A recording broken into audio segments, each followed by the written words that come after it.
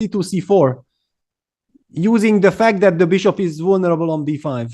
So maybe not so easy, actually. 95 a serious Not move so here. maybe white has to play the move 95. Mm-hmm. But first of all, Jan needs to slow down, because I mean, I don't, and he goes for a move like c3. He Also wants to free logical. the queen. Yeah, he wants to free the queen. You never know when queen castle b3 is good. Castle short, I think, yes. Yeah, yeah. I mean, basically one can see that Jan is actually trying to be very safe and solid. But I mean, this trade of knights, yeah, bishop g7. But why exactly bishop g7? Why bishop g7? Does he think that you don't bishop need it to castle. h6? I think he just wants to play bishop h6.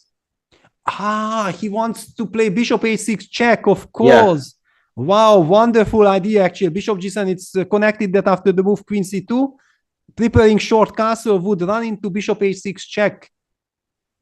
Wow. I mean, evaluation bar tricked us completely first that what is this bishop g7, but eyeing bishop h6, knight d2 move played.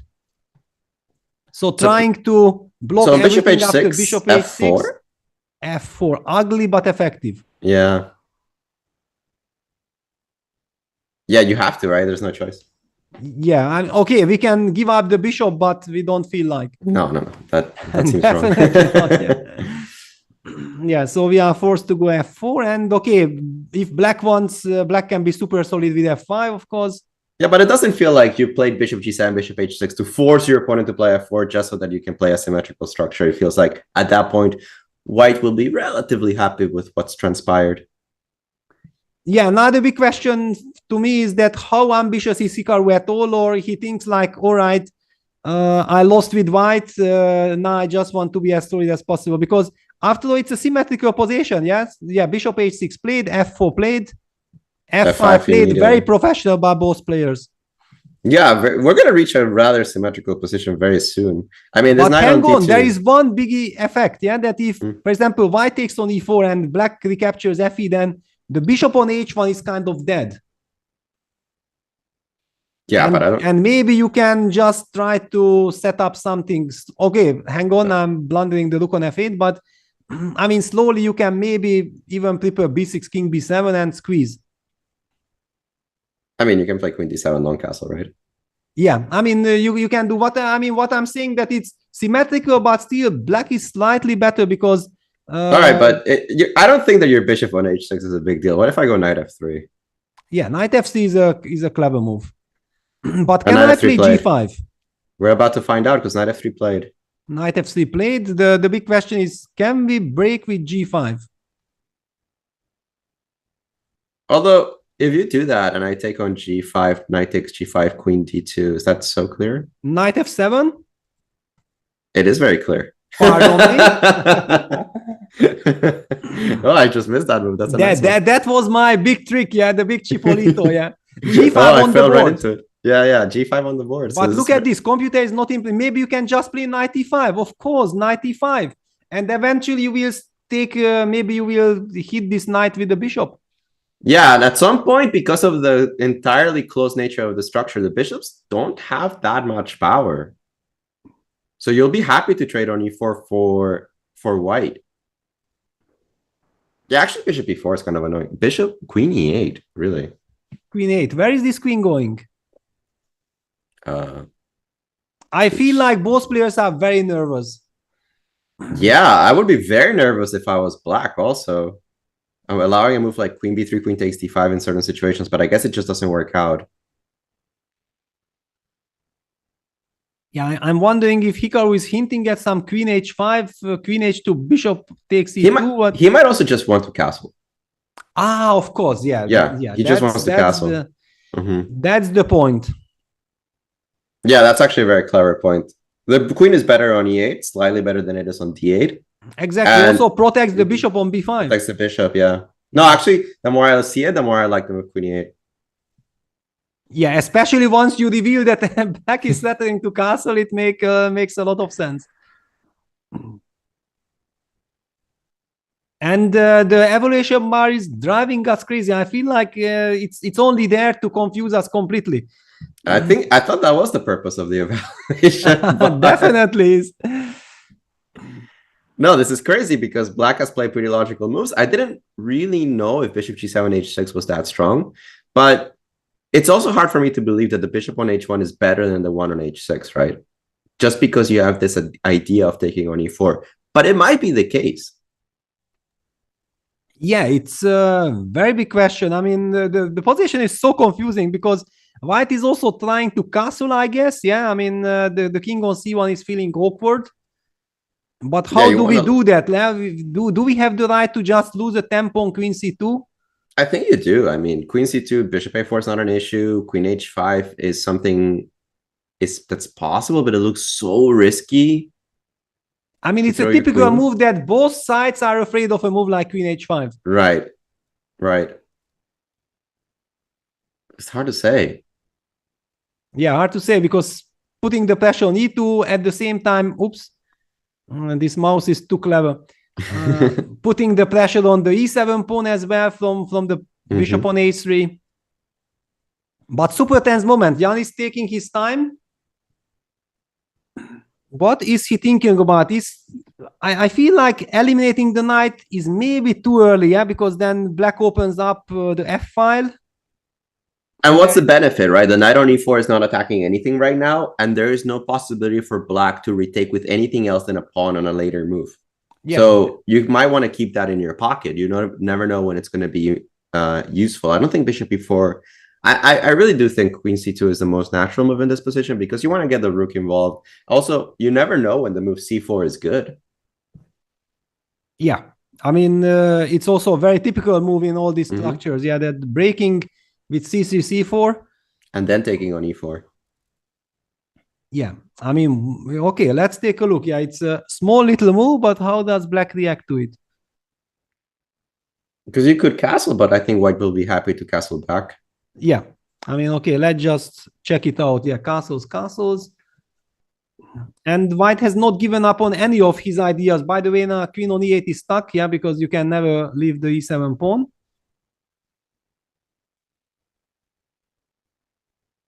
Yeah, somehow this bishop on h6, it does put pressure on the f4 pawn, but there's nobody that also can pressure f4 is the issue. Yeah, I feel like when Hikaru opted for bishop g7, it was a very ambitious move. Yeah. He was really fighting for advantage. He wanted to punish Jan's play, but suddenly this knight d2 f4, f5, knight f3, and then the knight jumping onto e5 is probably giving security stability for white. But look at this. Jan is not taking quite a lot of time in a seemingly symmetrical middle game position. But that's the typical Nepo, right? And in what seems simple, he takes time. And when it's like super crazy and you have to calculate all the lines, he does it in 20 seconds and he just plays. Yeah, it's very interesting. I mean, I'm trying to understand. And he takes on e4 immediately.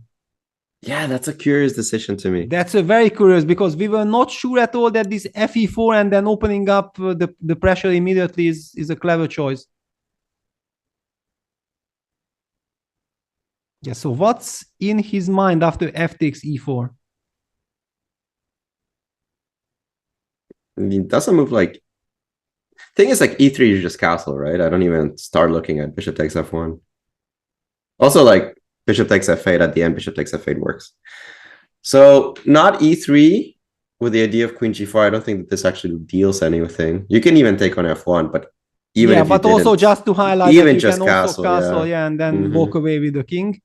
I mean, spending 4 or 5 minutes on bishop takes e4 might backfire. I mean, but clearly he has a very clear idea. He has something in mind. Otherwise, you are not taking like this on e4. Yeah, something concrete and direct, right? And you have to take with the f pawn. If you take with the d pawn, I mean, c4 just looks strategically horrible. So, I mean, that can't be good, right? Yeah. So you have to take with the f pawn. Hikaru is trying to figure out what Nepo has conjured. Because he smells a rat, he feels that f takes c4 is the logical and easy move to make. Where's the problem with it? I also don't see it. Yeah, I'm trying to understand. It's all very mysterious. Because I mean, okay, fe4 on the board. fe4 played. I mean, how is Jan player fe4 played by Hikaru now also on our live board? And I wanted to see the body language of Jan, that how is he sitting there, or what is he really planning? But maybe he's planning nothing.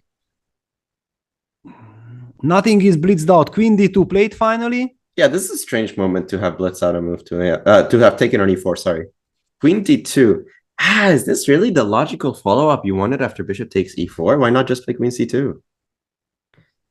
Well, I mean, I believe that he's trying to get long terms, the knight on e5 and bishop on a3, and claiming that if you can't hit me on f4, then okay, eventually you have to retreat the bishop to g7, take on e5. But I mean, also seeing the evaluation bar, plus also that white has not yet castled and there are all kinds of pins, it's not a certain that white will get stability. Not at all. But I mean, look at this pin here. There is a pin here and there is a pin here. These are three dangerous pins. Yeah, and where's black's weaknesses, right? I can even play this slow. Like queen d2, maybe I can just at some point I should probably take on f4, right? Because for example, castle, then I probably do have to take on f4. Because fg5 starts to become an issue. fg5 is a threat. Yeah, for example, gf. And then, I don't know, something like rook f5. Try to double up on the f file somehow. Yeah, also maybe play e6. But I don't know if you want to move e6 or not. Yeah, it's also a big question. Because then the bishop will be covering the f8 square. Yeah. Okay, also I mean, without the evaluation bar, I would say that white's play also makes sense. Yeah, he just wants to stabilize, and if black is not able to punish immediately, then white should be super solid. But the evaluation bar just confuses me completely. Yeah, saying that black has a way to seize the initiative. What are we missing? I don't see anything super direct. I don't see a better move than castling. Right, this I mean, hang on. Can you take, for example, gf and go queen h5? Hitting this pawn on e2? I'm so scared of making all of these operations before castling. So if I take on e7... Then, okay, I just move the rook.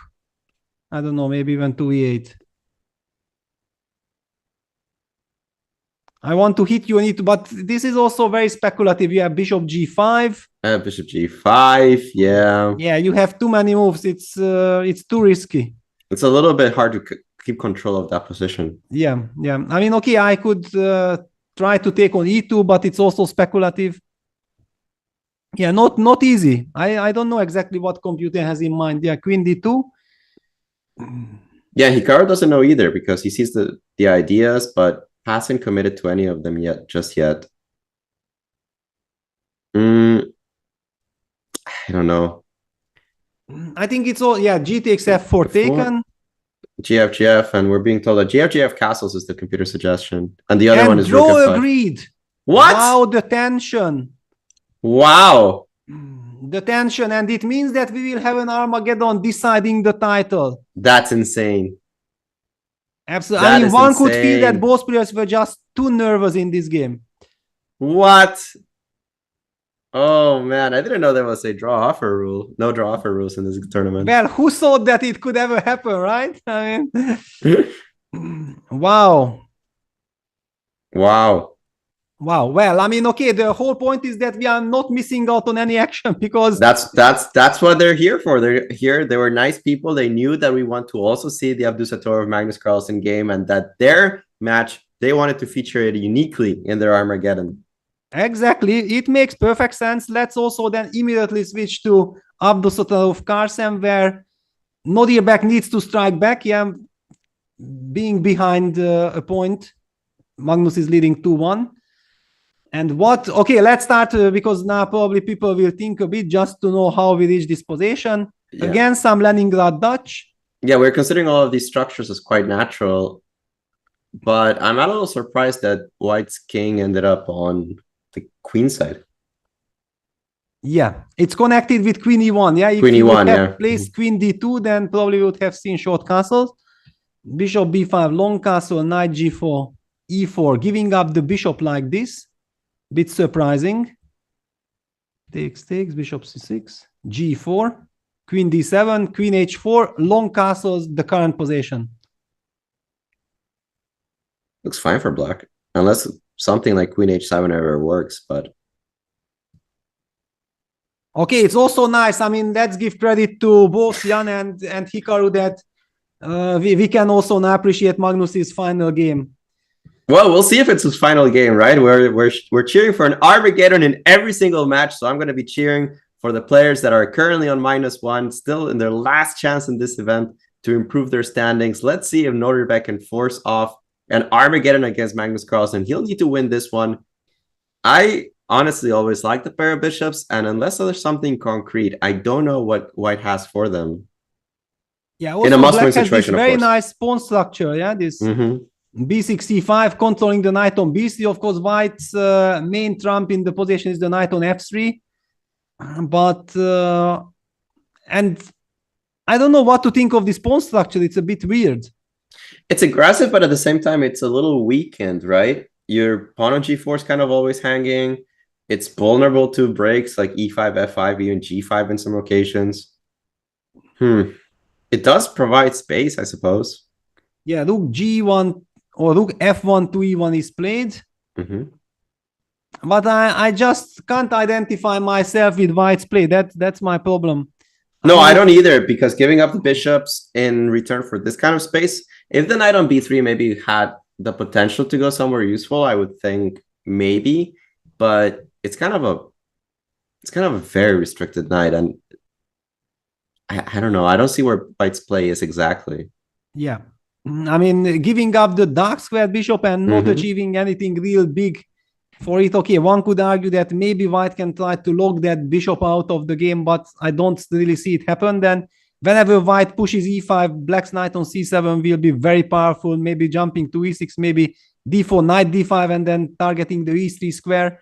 I mean, strategically, any kind of e4, e5s are very dangerous for white. I agree with you, because that's strategically what you like to play is e5 and d4, both moves at the same time, like you push both pawns, but you're not guaranteed to get that ever, because e5 white, black can always play d4 if they felt like it. And even in positions that they don't, 96 hits the pawn on f4. Again, you would like to play g4 to g3, but that's illegal. And black's pieces gain an enormous amount of activity, even if the bishop on h8 is shut temporarily. Exactly. I mean, okay, now it's also black to move. Yeah, white has just played the move rook f1 to e1, and basically if you play this, then probably you don't want to push e4, e5 at all. Yeah, you would have just played e5 last move. Yeah. Wow, but still it looks so ugly from the white side. But it's complex. It's a position where we have these inequalities. And I think that perhaps Abdusattorov is happy to just keep the game going in a different direction. If I am ever worried about, I don't know, e5 shutting off, or like trying to open the position a little bit for my pieces, and considering that Magnus only needs a draw, can I take on e4 and go something like queen e6, queen c4? Exactly. It was a very reasonable way to treat the position. Takes, queen e6. Yeah, because I was taking advantage of the fact that knight g5 is not possible, because I think I have queen f6. I think that's kind of important. Yeah, knight g5 runs into queen f6 with double attack on f6. I mean, f4 and b2 pawns. And knowing that basically we only need a draw, it's very logical. Yeah. We set up the option of trading on d1. The e4 pawn is kind of loose. Probably white will have to push e4, e5 at some point, but it might be countered nicely also. Yeah, and e5, for example, in this position is one of those situations where you can even consider to play queen c4, emphasizing the weakness of the f4 pawn. Wow, and but Magnus wants none of it. He goes h6. A stylish move. Preparing bishop f6, I think. Yeah, probably preparing bishop f6. Also, eventually, even somewhere, maybe a pawn sacrifice like right? g5, just to get the center control. I mean, there are all kinds of ideas. The pawn on h6 is not hanging just like before on h7, because the g4 pawn is also vulnerable. Yeah. Yeah, that pawn on g4 is worth too much. Okay. We don't know exactly when the Armageddon will start, but we're being told that we will know soon. And meanwhile, we have 3 beautiful games to look at. Must-win positions for 3 of the players. Yeah, must win. I mean, now that we know that actually Magnus has quite a stable position and we are waiting for Abdusatov, it's the moment to probably jump quickly to the Vestisol game before we might not have a chance otherwise. He needs to win, and we have some complete chaos here. But White looks safe enough. Yeah. Can White still castle out of curiosity?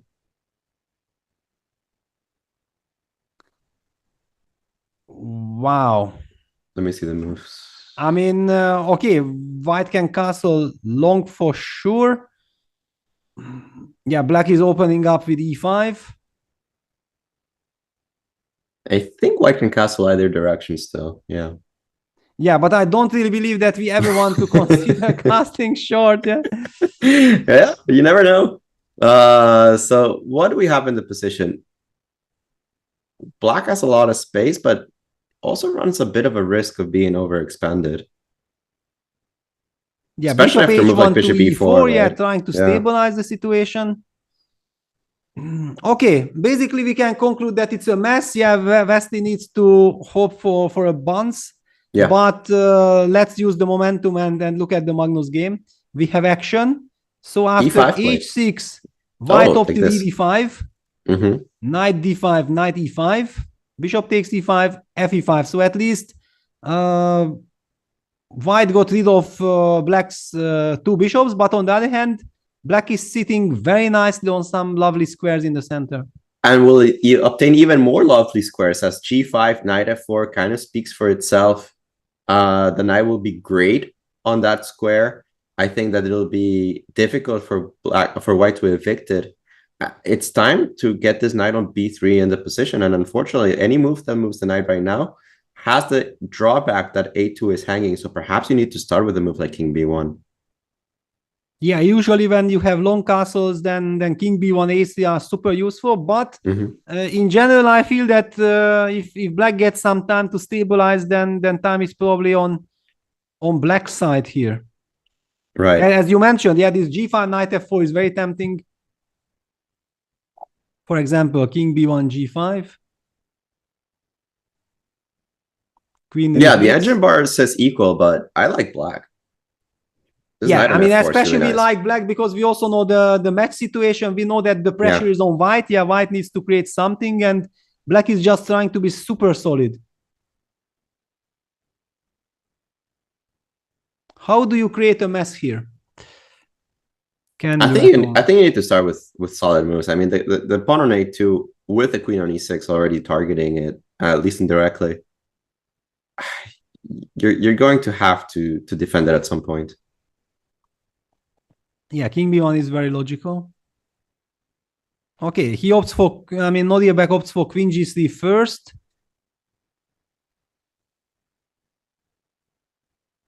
What is he aiming at? And by the way, if you are wondering what the time control, what are the rules of the Armageddon, we are also trying to figure out. We know that the White player will have 50 minutes, and then Black will be doing some bidding procedure. Do you have experience in this, Alejandro? I have horrible experience in this. I actually think it's a terrible system, but I played a few Armageddons in my life. I actually played 3 in 1 year. I lost all 3.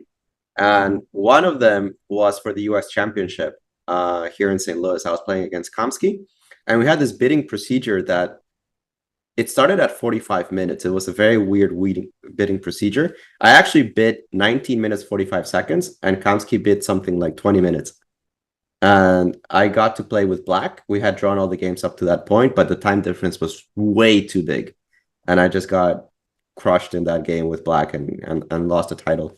So yeah, this whole bidding process, I feel that it's very important to have some experience, yeah, that to know your limits, yeah, that, okay, how far you can go, when is it better? I have 0 experience with. But that's the thing, nobody has any real experience with it, right? Maybe at tops you've played it a couple of times, and most people have never played it. They go in, they try to bid something, but they don't really have a gauge of how much time difference they can give their opponents and still get that draw odds to mean something. Yeah, I mean, I also feel like, okay, as a chess player, I don't feel myself like a businessman or I mean, a negotiator or something. Yeah, I just want to play chess.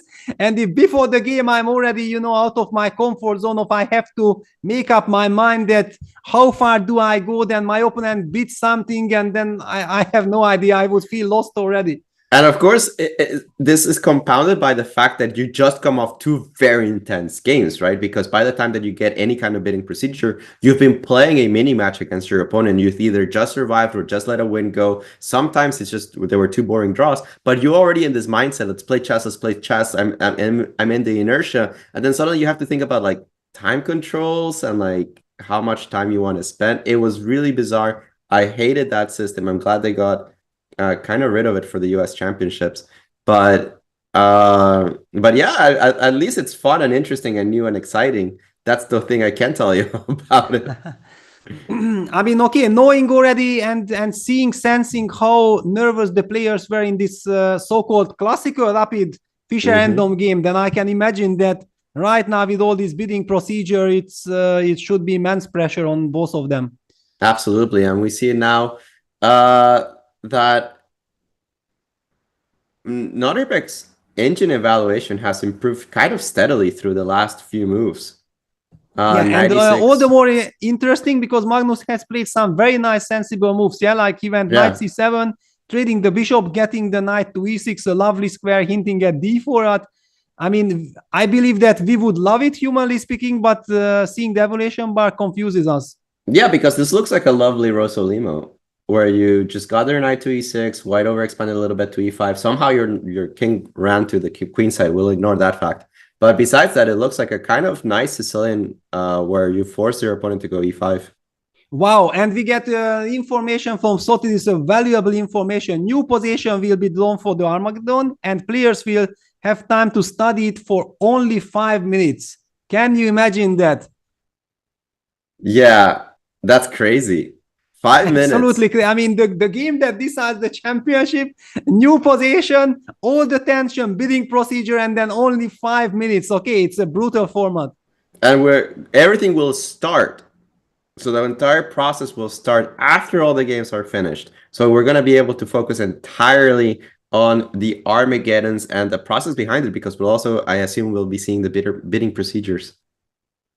Yeah, it will be super exciting. And right now, because we know that we won't be missing on any action, yeah, let's focus on the game between Magnus and Nodirbek. We did see that white opted for h4, h5. He does not want to let the h file open. Magnus is sitting on the f4 square. How do you break with white? That's the big question. I think you have to do this a little bit slower, right? This knight on b3 to me still is the thorn in white and black white side that you want to improve it to get somewhere, maybe to c4. I mean, I'm not sure where else you can put it, but on b3 it's just not doing very much. Yeah, well, I mean, no, I also feel like what you already mentioned, like ace-d, king b1 is very tempting. I mean, just move away, but one will need to pay attention to the d3 pawn for some kind of tactic. Yeah, if black sets up something and then knight takes d3 with pawn on e3, hanging knight on b3. So what you are mentioning, moving that knight away. And the thing is, black's position looks so solid, so cohesive. Everything's defended. The knight on f4 is beautiful. I am absolutely shocked that the computer actually prefers white. Yeah, without seeing the evaluation bar, I would just tell everyone that if anyone, then only black can be better in this position. Magnus is famous for shuffling the pieces very nicely in a very effective way.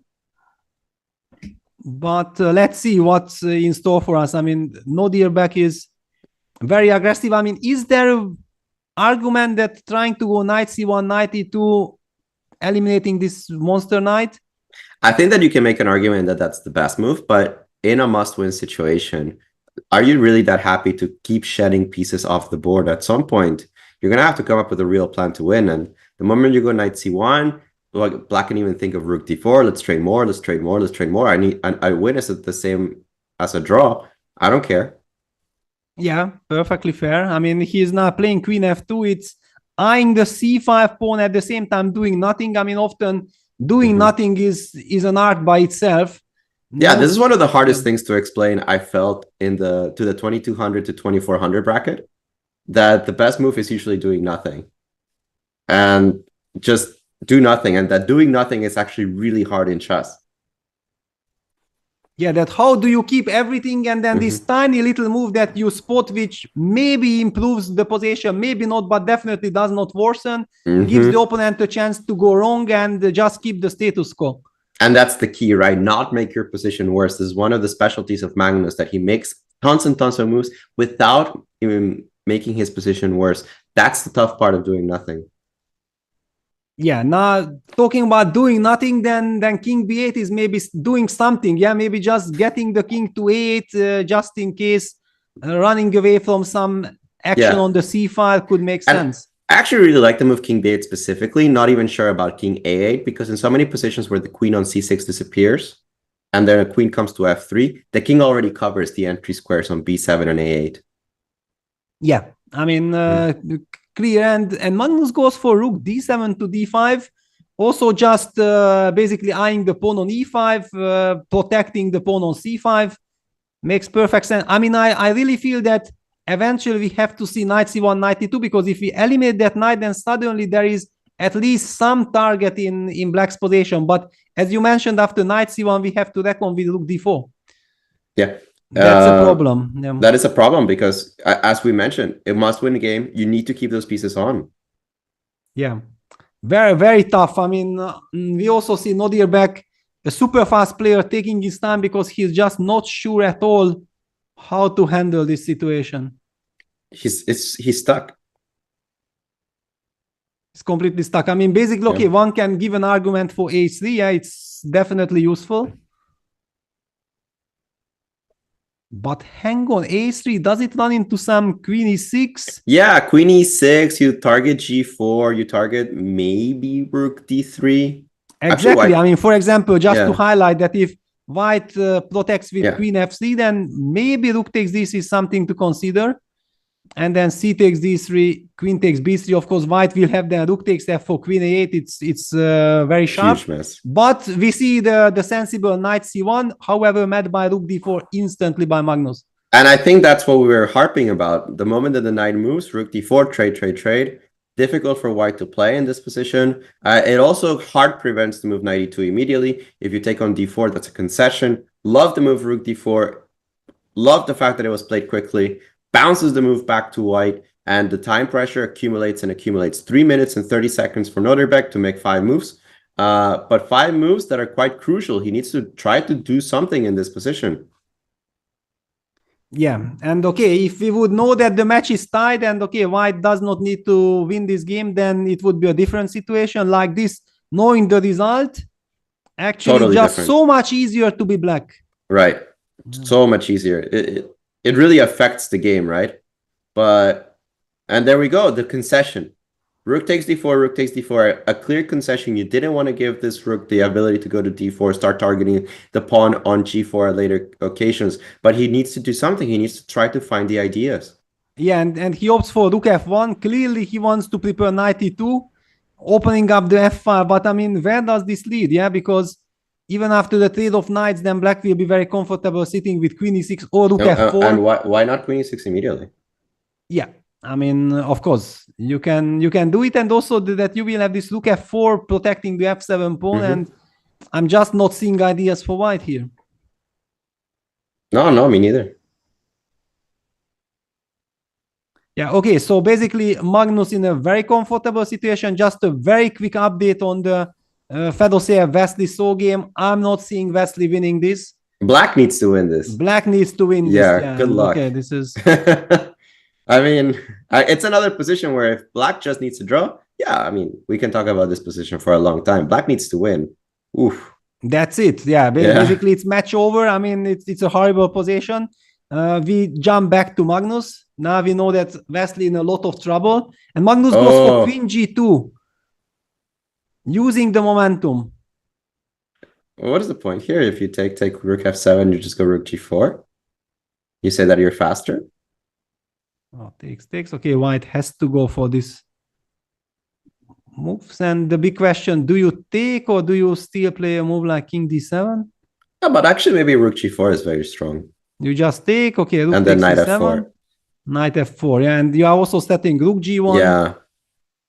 Yeah, this combination, I mean, basically it's everything is stuck. Yeah, queen g2, we are seeing this. But Magnus even goes king d7. He plays king d7 first, not even giving him that chance.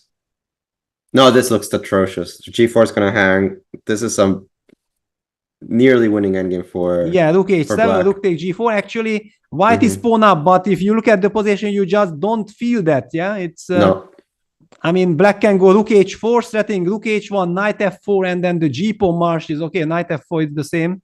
Yeah, it's the same. Rook g1 is a threat. G4 marches. This pawn on h5 is not going to be queening anytime soon. Yeah, this has to be winning for black, much less, you know, when white needs to win. Yeah, it's a horrible spot to be in with white. I mean, probably you have to go, but yeah, already rook g1, knight e2 is a threat, so you have to create some luft. I mean, this is a big threat. Yeah, unfortunately for white, it's also a big threat to just go rook g1, g4, g3, g2. Rook's Exactly. a bit stuck. I mean, basically, it's almost game over, and especially knowing the match situation, the match is over. Yeah, even rook h4 is a big threat. Yeah, this match is over. There's no way. Magnus still having 10 minutes on his clock. Yeah, easy technical conversion here. Yeah, and after losing that first game, Magnus bouncing back. If he wins this, then he wins 3 in a row. He did a reverse of what he did yesterday, huh? Exactly. Yeah, he learned from Jan. Yeah, just throw the first game and then let your opponent cheer and then use his weak moment. I mean, that emotionally he's too happy, and then just crush him. And a great performance from Magnus after his first game. It felt very clean, especially that third game. He just wiped Nodirbek off the board, right? Yeah, that had also such a huge impact. I think it was very difficult for Nodirbek to play this game at all after that. Yeah, it was such a massacre. And then also whenever Magnus gets the lead in his matches and he already settled into it, it's so difficult to disbalance him. Yeah, b4 played. This b pawn doesn't mean anything. I'm pretty sure that Magnus maybe might take it, but might even not if he already calculates some forced sequence on the other side of the board. Yeah, the amount of pawns won't matter if you're just making a queen with the g pawn, right? Yeah, but on the other hand, also nothing wrong with just taking it. Yeah, at this point, it's kind of a matter of style. It's clearly b4 is a desperate move, knowing that there is nothing that can help white, so you have nothing to lose, then you can play a move like b4. Yeah, and that's exactly where we are. So Magnus thinking a little bit of how to finish this one off. C takes before I like rook g1, but that's just whatever you want to do. I mean, so how would this direct encounter continue? Yeah, rook g1, king b2. G4. G4, so okay, something like rook h8. And G3. you just keep on pushing, yeah? I just push. I'm not even worried. Yeah, G2. Yeah, because the knight protects the pawn. Yeah. Yeah, Magnus goes for Alejandro's solution with rook g1. And just push it. Just push it. There's nothing else going on in the position. The knight on c1 can't join the fray. It has to go to b3 to even do anything. And it's just so far away from the g-pawn.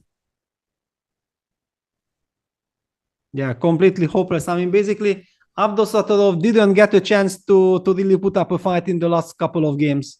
No, the last couple of games were a masterclass by Magnus. The first one was a massacre. The second one was a very controlling game in which he took a strange decision of his opponent to give away the pair of bishops and transformed that into a very safe, comfortable position where he just needed a draw. Yeah, g4, and okay, now the g4 just decides the game and the match, basically. Yeah, b takes c5. Now the big question, will Magnus recapture or will he just keep on pushing his g-pawn? Yeah, I don't even see why you would recapture. Yeah, you don't want to allow knight b3, knight takes c5 with a check. Yes, c6 check. King c7 will be played. Yeah, and at this point you're actually losing. Actually, are you losing the rook? Actually, I'm always, surprised that why are we ahead of the live camera? Yeah, it's very interesting. Whenever we get the board, I mean, it was also funny because there was this moment that we had the 5 minutes delay. Now for the final day, they removed the delay, but I mean, and even then, whenever we got the video, it was we were a couple of seconds ahead. Yeah, that's pretty funny. Yeah, very, very special. Yeah, King C7 and okay. Nodirbek in a lot of pain. You just can't stop this G-pawn. Yeah, nothing to be done. Every endgame is hopeless. He's gonna have to give up at the very least, like on a good day, he just gives up the knight for the G-pawn. No, even you can't do that. I think you can, yeah, right? Rook H8. You will find a way, yeah? With 92, yeah, brilliant. G2, Rook Okay, G1, G2. Yeah. I mean, I don't know about brilliancy, but whatever. But you look at this, he does the same. He goes Rook G6. Wow. Setting up, I mean, please take it. Yeah, but this doesn't change anything, right? If I go G2. Yeah, we can just push. But I mean, it's kind of funny, yeah? That, okay, It's knight takes G6, G6, G2, or Rook takes C1 first. Doesn't matter. This kid sees so much. Every resource. It's like every resource they see. Even this is probably winning, right? There's no check at the end. Yeah, should be completely winning. But it's such a stylish move, Rook G6, after all. You got to love it. You have to love it, yeah. And Magnus says, no, thank you. And you want me to take it? No, No. I want. G2.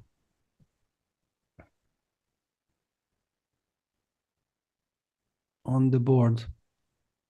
Yeah, and the problem is that even in those positions, as we were mentioning, that you give up the knight, even if you technically have 3 pawns at the end for it, they're going to be plucked one by one in the next couple of moves. Something like this, right? You go like Rook H1, Knight E2. Yeah, this was your brilliant defense, but I mean, it's lost. It's equally lost, so it's not that brilliant. Yeah, but I mean, it was brilliant that at least you put up defense and you keep on carrying. Yeah. The battle. Yeah, Magnus spoiled with choices.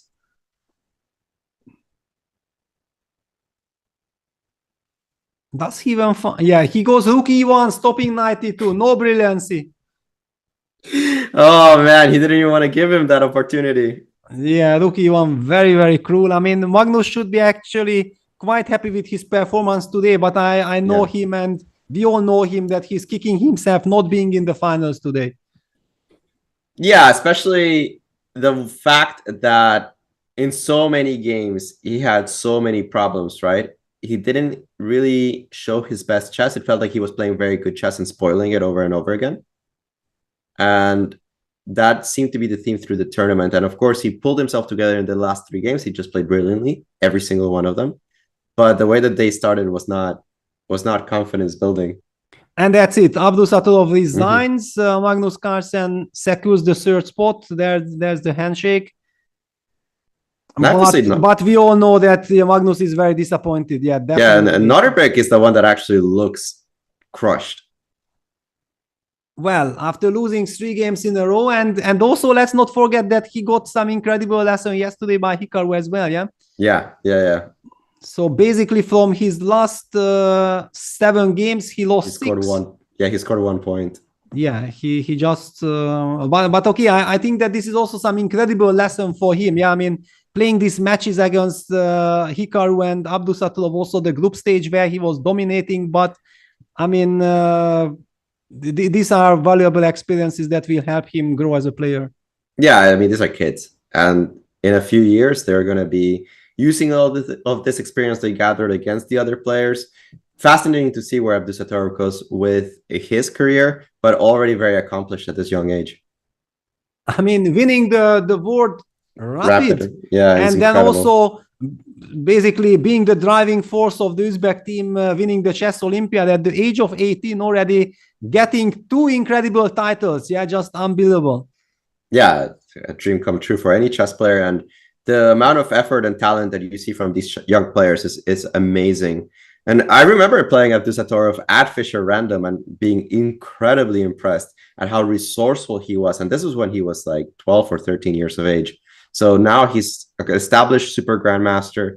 and really putting the fight against these top players. Yeah, but look at this, because now suddenly we have a chance to look at Fedosev and Wesley. So, I mean, Wesley is fighting. Look at this, king on d8, knight on e8, not easy to give a check. He's creating some counter chances. Bishop d4 might be a move to think about. Queen f7, hitting the pawn on b7.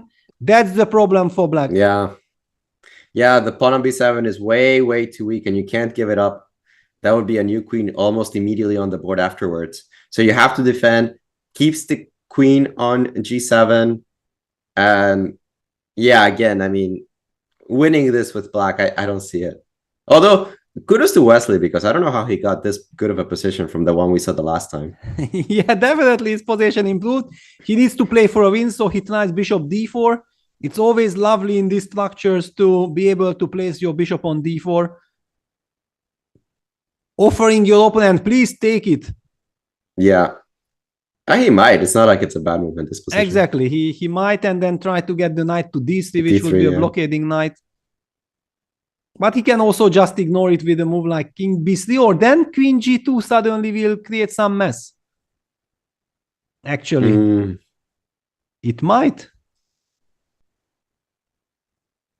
Then we have some counter chance, at least on the third rank. Yeah, at least something to consider. Probably all right. Still okay. Fine, so then, I mean, we are happy if we have intrigue. Yeah, especially Wesley fans, right? They're trying to keep the chances alive. And knight takes d4. I actually took for the knight. I was considering it, but wasn't so sure. Bishop e1. Oh, I like that maneuver. Yeah, bishop h4. Yeah. Be careful. Queen g2 played. King b3, and our engine bar disappeared. Apparently, this is a big blunder, but why exactly? I mean, queen takes f3 check, king b4. King b4. That's clearly the idea. You have queen h1 on the board. And that's it. That's what was played. Yeah, queen g5. So is he believing that he has a perpetual check? But actually, queen takes e1 comes with a check. But I think he's just going to follow this up with bishop h4. I'm confused about the engine evaluation. Because king c8, bishop h4? I don't get it. No, then you probably win the pawn on b6 somehow. And protect on d8. Could it somehow, be? Right? Yeah, somehow, because I don't see yet. Yeah. Yeah, I think you just play check on c5 at the end at some point. Yeah, probably. But okay, yeah, queen g4 check played. Now the king has to move. The king can't move to d8, then bishop h4 check, so the king has to go all the way to b8. Running away. But then what? And then what? That's a very big question. I mean, yeah, because a move like queen d7, the problem is that if you lose b6 by force. Like, it looks like the queen is in the middle of nowhere, but you actually lose b6 by force. Check, king a5, because otherwise you take on b6. But I mean, even something like just queen b6, queen 8, king a7 is thank you very much. Yeah, it's just over. Yeah. Yes, so basically what happened here? After king c8, he is still thinking queen g4 check has not been played. No, but it's the same problem with queen bishop h4, right? I mean, so bishop h4, let's take a look at bishop h4. This is so important. Yeah, check. This is the only move, right? Check, king a4. Yeah, because king a5 is the same thing. Yeah. Okay. So you are getting closer. Yeah, clearly. No, I mean, on king a4. But queen g4 check is on the board. But I mean, queen g4 check is no. Yeah, king b8. He goes. Queen he's trying to go queen a1, queen a7. Wow, that's resourceful. Unbelievable. He saw that this didn't work at all for him, and he found a new idea. Queen d1, queen a1. But hang on. Actually, black can just meet it with knight f6, knight d7, and then knight b8. Look at this. That's gorgeous. I mean, wow, super safe king actually. Just when it looks like almost checkmate, the knight from e8 reaches b8 and wins the game. Knight f6 on the board. Beautiful. This knight Wesley f6 in his element. Right. Short calculation, defensive tactics. That's Wesley. And wow, we're gonna have another Armageddon then. Yes, we have another Armageddon in this one. It'll be up to Grederson to see if he can equalize against Blue Bomb. Wow. Well, no, I think for the Icelandic fans, I don't think it's probably because he just got fourth. Oh, that's a pity. Yeah, but That's okay, not he was under yeah. some pressure because if it would have been dramatic, I would have come up with this game. But I saw that actually Bluebam was controlling the situation. Okay, so knight f6, and it seems like Wesley coming back in the match. And from a position, we thought like, okay, no way he can ever get any chances. Yeah, I think Fedoseev got a little ambitious with this knight takes d4 bishop e1 idea instead of just making some kind of more normal sedate move, preventing the queen from coming in. Yeah, I mean, already this trade on d4 looked very suspicious. Very suspicious, yeah. Yeah, and he goes king b5. I mean, suddenly White's king on b5 is the only active piece. Is he planning queen a4? But still, it will be met by knight d7. Yeah, it doesn't change anything. Yeah, nothing changed.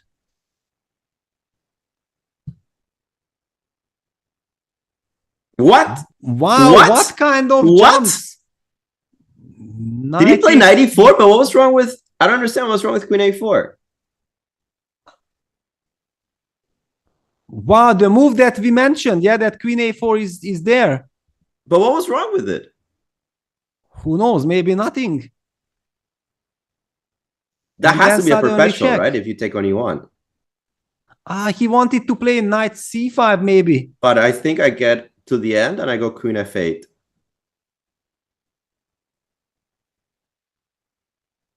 And so Sotiris is telling us that queen a4 was even advantage white. Wait, what's going on? What is queen c8? Let's go to the current position. What? Queen c8? What about your knight? I mean, so basically give up the knight. He wants to go queen c5 check takes, but this is some panic reaction. Can you ever win if I just... You can even play bishop b4. We are getting told by Sotiris. Bishop b4 is a monster move. Because knight c3, king a5. Oh my god. Okay, it's easy to say if we are getting told by computer. I'm not sure it's easy to find. Whoa. Wow, but wow, what a turnaround. And Wesley had time. I mean, Wesley had more than 2 minutes. Yeah, how did this turn around so quickly? And but bishop also, b4 on the board. Bishop b4 on the board, but I was actually wondering, if you take on e4, do you ever win as black? And I don't think so.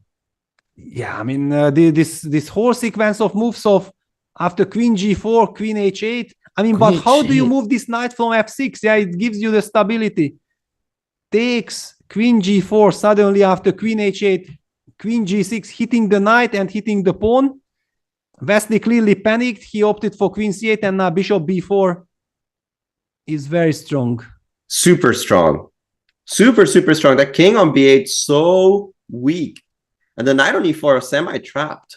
I mean, but looking back then in retrospect, this king b5 was a stunning prophylactics from Fedoseev. Yeah, I mean, we understood why it was not a great move, but it gave the practical chance. It scared Wesley, and now look at it's reaping the rewards.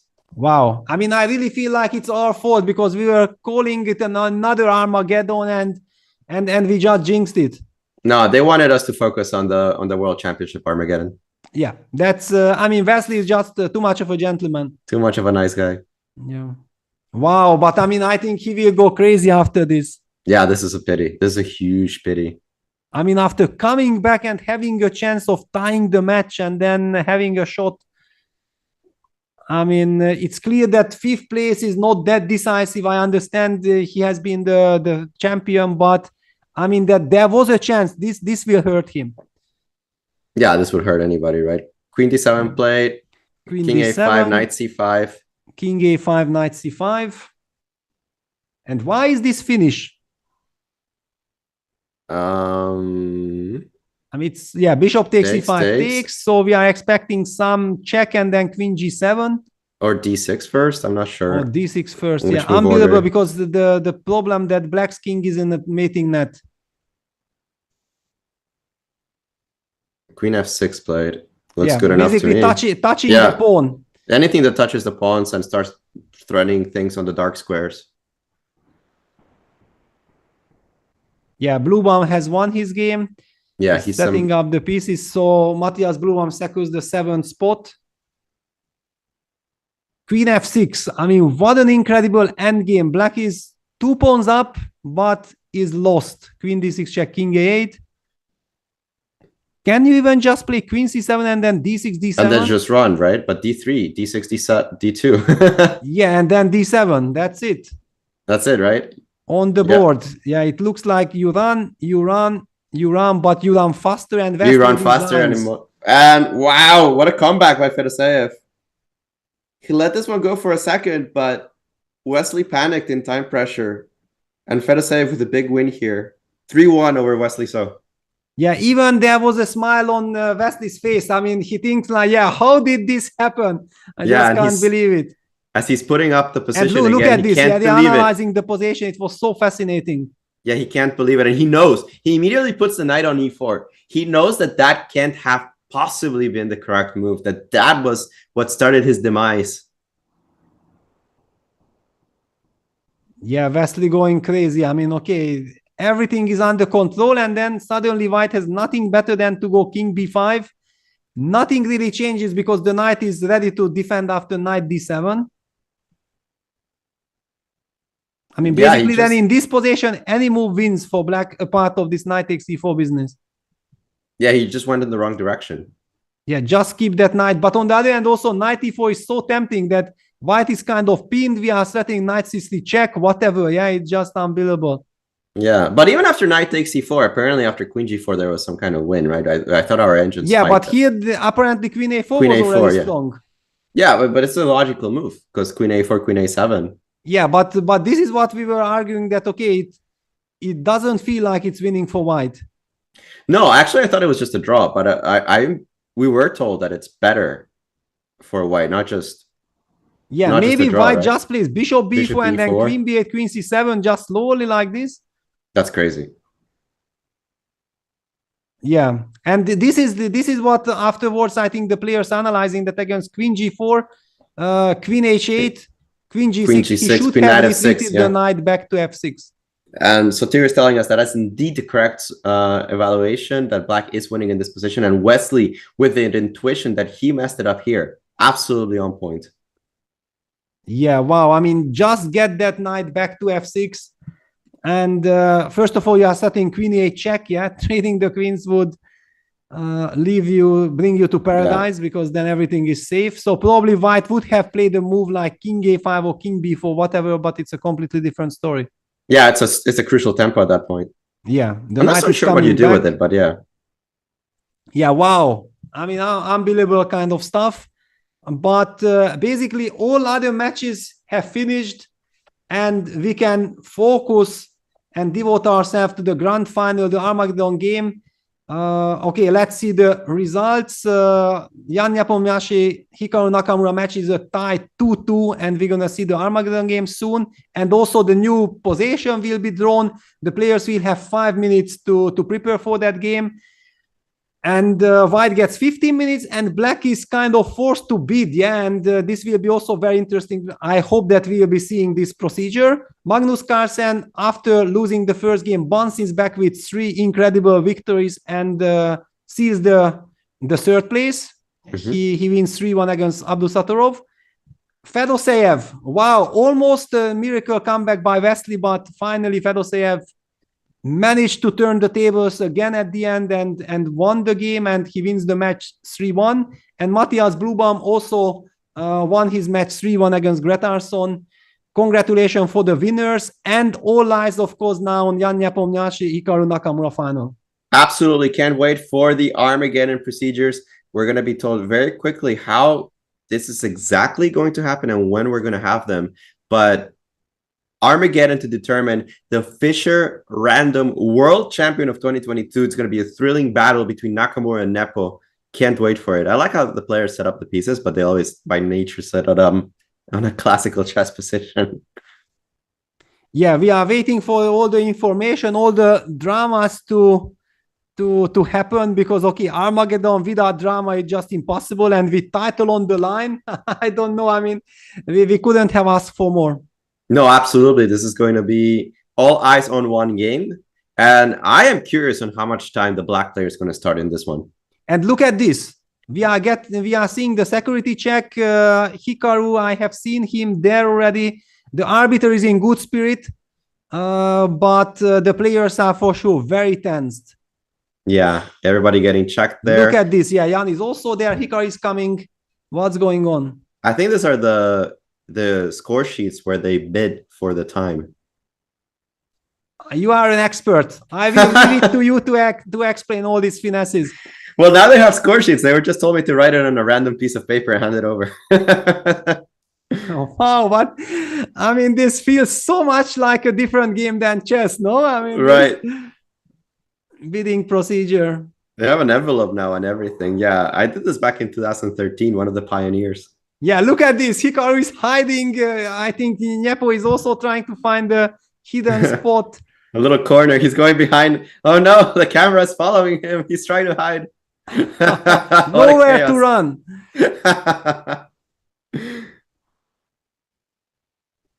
Wow. And we see the procedures being done. Arbiters getting those numbers, and hopefully they'll be revealed soon. Wow, some incredible tension. Yeah, Hikaru wants to double check. Is it his writing? Or no, he has to write again. Wait, what? What is happening? What is going on? Did he open the envelope? Oh, he didn't sign it. Ah, he didn't sign it. Yeah, of course, because that's the trick. I mean, how should the arbiter know then whose envelope is? Wow. This is crazy. Yeah, this is so unique, right? Like if we haven't had enough drama yet, yeah, even this bidding procedure is like a big game. It is such a weird impasse because the players are not focusing on the position. They're not focusing on anything else. They're like randomly trying to guess what their opponent is guessing on their bidding procedure. Totally not chess. It's a weird way to break the sequence, right? Yeah, it definitely. I mean, I would go crazy. I mean, that's for sure. I know that Hikaru and Jan both super experienced, and also in online business, I think that there are all these bidding procedures, I think. But I mean, for me, this is just like alien stuff. Yeah. And what do you think of this bidding? Like, well, first of all, now also after the bidding procedure, they are getting the new position. So all the excitement, they are looking at the board. The final position of the Fischer Random World Championship is drawn right at this moment. The rook's next to the king.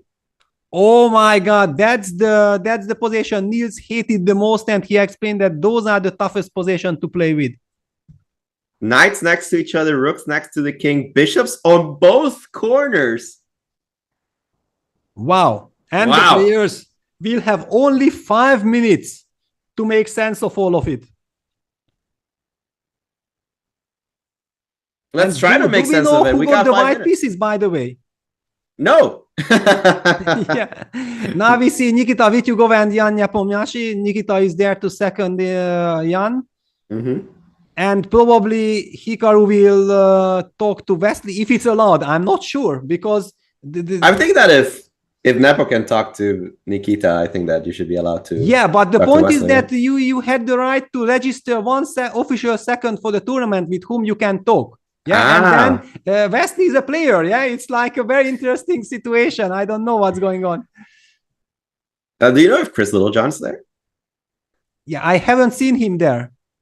But it's also not so clear that if you actually ask Chris for any help, right? Because he doesn't have the computer. I mean, somehow it's a handicap. A little bit, yeah. Shout out to Chris. He does amazing work, but we do know that his playing strength is not quite Vityugov. Yeah, on the other hand, I'm not sure that any second can really help anyone in 5 minutes. It's more like being there with your friend, with your partner, and trying to give him moral support. And probably whatever your friend, your player tells you, just nod and you say, yeah, it's fine. I mean, until you feel satisfied, you are comfortable with, go with what you feel correct. That being said, is that Wesley sitting with Hikaru? Yes, it is. Then okay. Then actually, then let's go. I believe there can't be any complaint for Hikaru because he gets the reigning Fischer Random World Champion as his helper. I know, right? I mean, that seems pretty good. And already we go we see their analysis. Fianchetto early makes a lot of sense, right? Bishops in the corner. How do you play against this? As we see them on video, Wesley still knocking off the pieces. Must be still shaking from that match he had against Fedoseev. Exactly. I didn't really have his nerves yet to stay quiet. Yeah, I'm also hoping that our system will bring the starting position back. Yeah, we'll have that pretty soon. Yeah, I still have to wait. Wow. I mean, what a tense moment. So the Americans here really favoring the moves G3, B3 early, and it makes sense. You're going to have to play the what usually are called the knight pawns because the bishops start in the corner. There's no real way to get them out otherwise.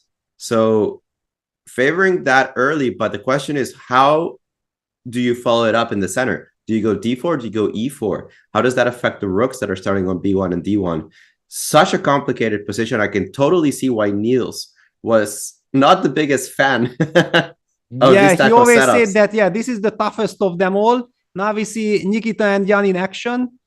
They are also trying to analyze as quickly as possible. We know that Jan is a very fast player, so basically, and there we have it. Okay, excellent. And Hikaru has the white pieces. White has, yeah, Hikaru with the white pieces. You can also tell because Hikaru is analyzing with white and Nepo's analyzing with black. Obviously, you want to have the color that you have in front of you, even though it might not mean that much. Psychologically, you always put yourself behind the correct color.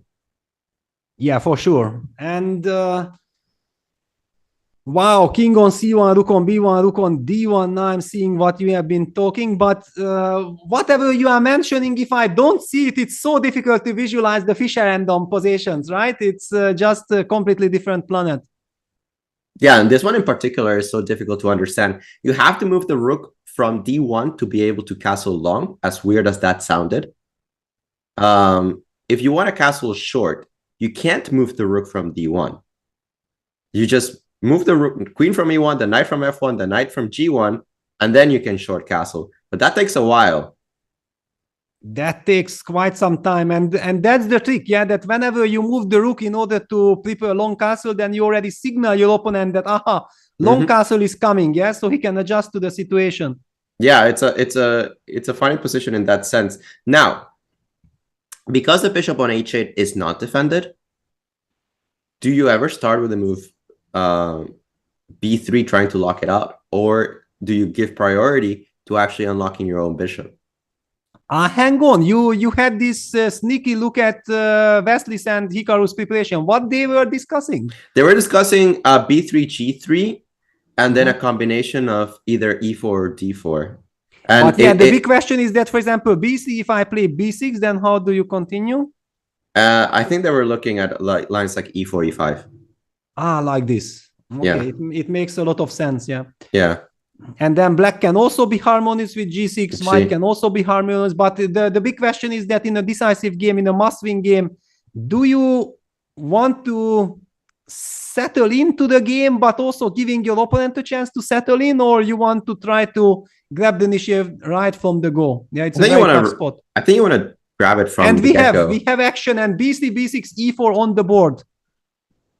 Oh, wow. There is the handshake and g3. So, and this is the prep. This is the prep that Hikaru had. That's the prep. Amazing, yeah, that they are sensing already how the opponent will react. It's kind of logical also. It's beautiful to be that strong. And f4. Yes. That answers your question, right, Peter? Yeah, actually also very important. Jan starts with 30 minutes. So basically, actually, only 2 minutes handicap. But I think in Fischer random, it's not only the minutes, but playing with the black pieces, it's scary. Yeah, it's scary, but you also don't want to leave yourself too low on time. I don't know. I feel that this Armageddon, as opposed to most Armageddons, favors white more than usual. I think so. Yeah, I also have this feeling that, but it also shows that then what Hikaru was basically looking forward to play with the white pieces. Yeah, he wasn't really trying to bid desperately to be black. I don't think you should. This is a whoa. Pawn takes f5 tactics. Hello. Wow, this has to be preparation because Hikaru blitzed it out. I mean, you're definitely not gonna make a move e takes f5 unless you have checked it. And how's this go? E takes f5. Bishop A1, Bishop A8 is not an issue. Wow, computer loves it, and okay, basically that's the impact of Wesley. There you go. And Bishop then Queen takes takes H1. Do you play Queen takes A5 and just say this is a nice endgame? Could easily be, yeah, and then target the F5 pawn. Target the F5 pawn, yeah. I understand opposite color bishops, but we're so far from an actual opposite color bishop endgame. Yes, he's taking his time. He's deciding. Queen takes E5 looks very tempting. Yes. Queen takes, bishop takes, and then G takes F5. Yeah. Has to be played, and then the knight jumps out to E3, but black has Knight G6. Knight G6 and then F4 is probably what's stopping the bishop. Yeah, it's not that simple then. Yeah, I mean, why is the evaluation bar claiming such a clear advantage for white? I'm not so sure yet.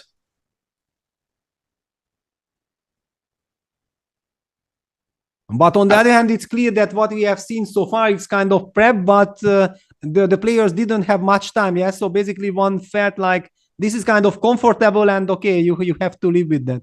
Yeah, this is as good as it gets. Yeah, the only question, because we know that draw helps black. So even if it's a nice endgame, but white can't really avoid the endgame, because even if you take with the bishop, then d6 can come. Yeah, I think he has to. I mean, Queen E5 just seems so much more tempting than Bishop takes E5. Bishop takes E5, G takes F5, and you still have to worry about D6. You have to worry about Bishop E4. Yeah. I like taking with the Queen. So takes, and then G F5, and this is a critical moment that how can white utilize? No, Hikaru takes with the bishop. Okay. Disagrees with us. And with the engine evaluation, apparently. Well, still, the engine actually still gives some advantage. That's true. But yeah, Jan is looking for knight G6. There is a 1 minute deficit. So basically, Jan already got 1 minute back. At least he has that going for him, right?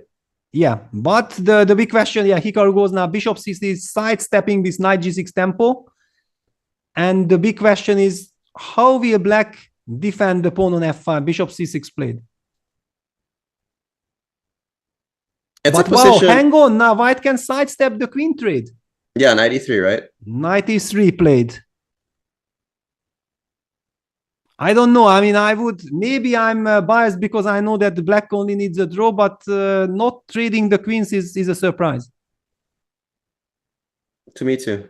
Queen h5, queen f2. Yeah, to me too, because you also run the danger that not only are you losing the pawn, but knight e2, knight f4, somehow white's queen seems to be under less pressure than black. But knight h6, I missed this move. Yeah, Jan is protecting the pawn. He is hinting at eventual knight g4, and okay, there are some chances for black to neutralize the pressure. Having said that, maybe knight e2, knight f4 is coming. Yeah, knight e2, because knight g4, I can even take on f5, and again, you probably can take on f5. Yeah, it's dangerous. Yeah, wow. Okay.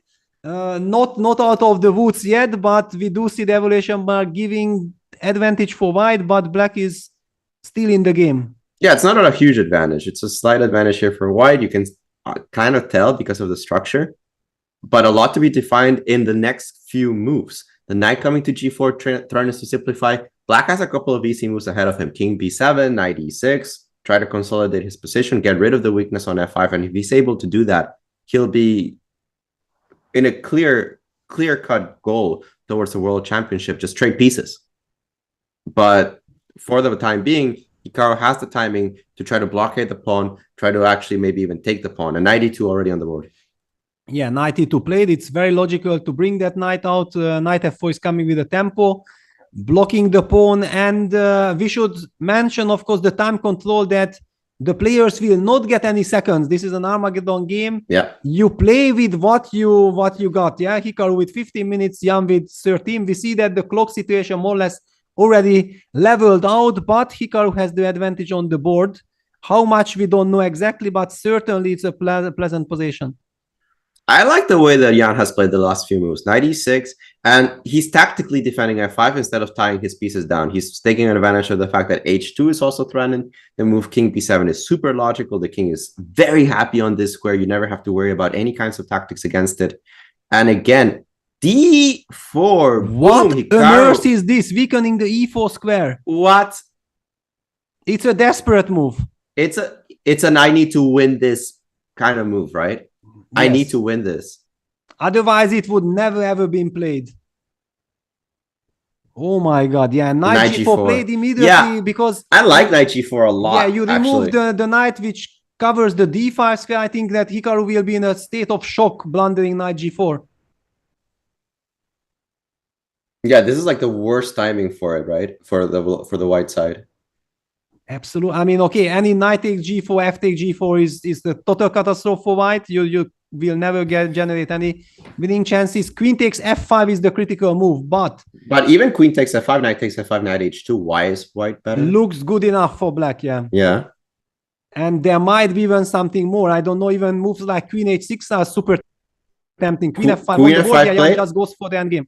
And I think you were right because I saw the engine spike and spike back after queen takes f5, recapturing queen takes f5. So probably there was something even stronger for Jan, but he knows that this is a practical game, that this is an Armageddon, and that a draw is good enough. He decides to go into an endgame where he's probably slightly better. And with the opposite color bishops, he decides, let's just go into this. I can hold this endgame. Yeah, for sure. I mean, first of all, he doesn't need to hold. Yeah, he can. It almost looks like a risk-free pressure, and he still has 10 minutes on the clock.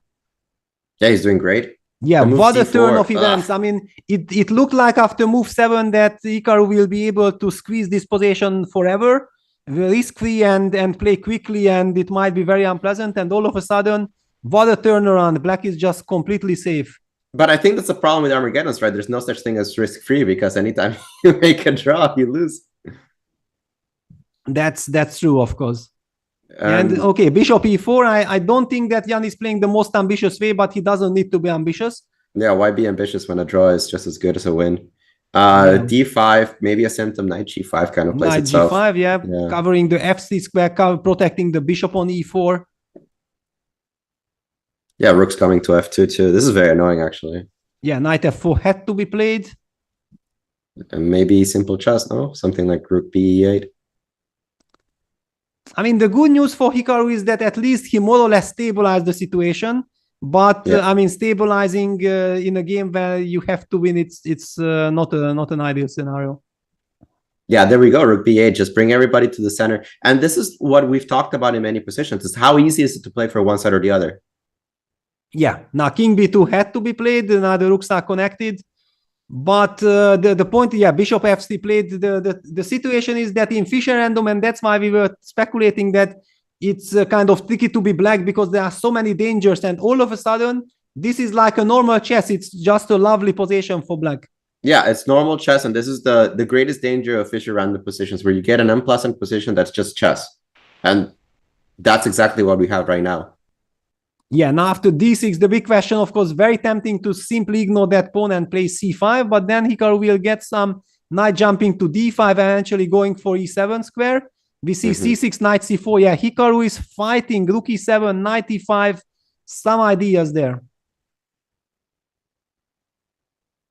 Knight e4 blocking the e file.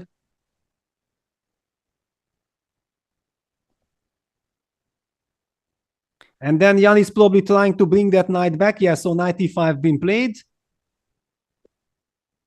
Keeps his chances. What kind of bizarre pieces are these? Yeah, it doesn't feel like a solid endgame. Yeah, somehow he's throwing the pawn on d7, which I didn't think was possible 3 moves ago. Knight e5, not so trivial to defend against this.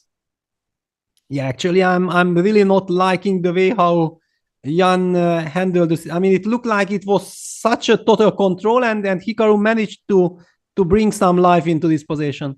Yeah, maybe you just have to play king c8, say this pawn on d7 needs to be defended kind of passively, and pass the turn.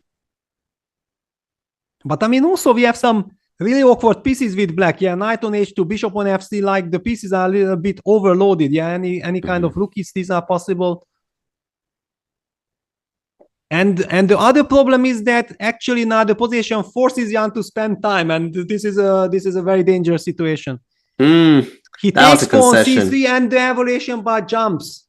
That was a concession for sure. Yeah, no, this is terrible. all the stabilizing opposite color bishop endgames are gone. And now you at least have the material imbalance that Hikaru can look forward to. Yeah, the very powerful knights. Yeah, rook e3 is played. I mean, wow. From a seemingly hopeless position to win, Hikaru got serious chances. Yeah, the knights are beautiful. I mean, the dark squares are completely under white's control. And how do you get rid of it? And this knight on h2 is still trapped there. Maybe you need to play knight f3 right now, right? Yeah, but even that doesn't guarantee any safety. Hang on, knight f3, knight takes g4. It definitely does not guarantee safety. I forgot about knight okay, g4. h5, but look at the evaluation by nothing is safe anymore. Rook e1, yeah, you're not on time. B1 to e1. You're just not on time anymore. You can't play knight f3. This is super dangerous for Jan now. Yeah, it's dangerous, it's bad, it's a total catastrophe. I mean, also like 2 minutes before, if you ask him, he will tell you, I can't lose this position even if I want, and then that's it, what you get. Yeah, totally agree. This went off the rails super quickly. Knight g4, huge threat, so I think you have to move the bishop. But where? But even where to move it? Yeah, because bishop f5, knight takes h5 is just not only just a pawn, but you continue threats. Yeah, what a position. Now the pawn on d6 is a monster, knight on e5 is a monster, knight on f4 beautifully protected, rooks are doubled, and black is in a very confusing spot. I don't even see a move. Shocking development. But this is often the case. There is so much nerves at stake in this Armageddon. It's never just chess. Never. It's probably everything else but chess. Yeah, the Armageddons. Yeah, in some ways it's like a battle of stamina, a battle of wits, a battle of psychology. There is some chess, of course, some chess ability, but the chess level drops so dramatically in this Armageddons that it tends up to be a battle of everything else, as you said. Yeah, and all the dramas, but for the moment, I mean, black is just in a horrible situation. Maybe you even have to move the rook from e8 to d8, giving up the e5 completely. But this knight might be trapped, yeah? Just rook h1. Yeah, rook d8, rook h1 might just lose. Whoa! Yeah, so rook e5, knight f3, but rook e8, is that a move? I don't...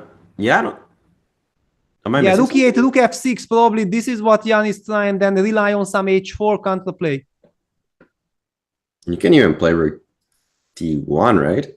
But maybe h4, yeah. Then maybe h4, huh?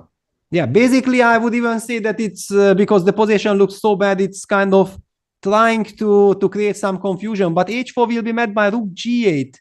I kind of like this as the best option that black has.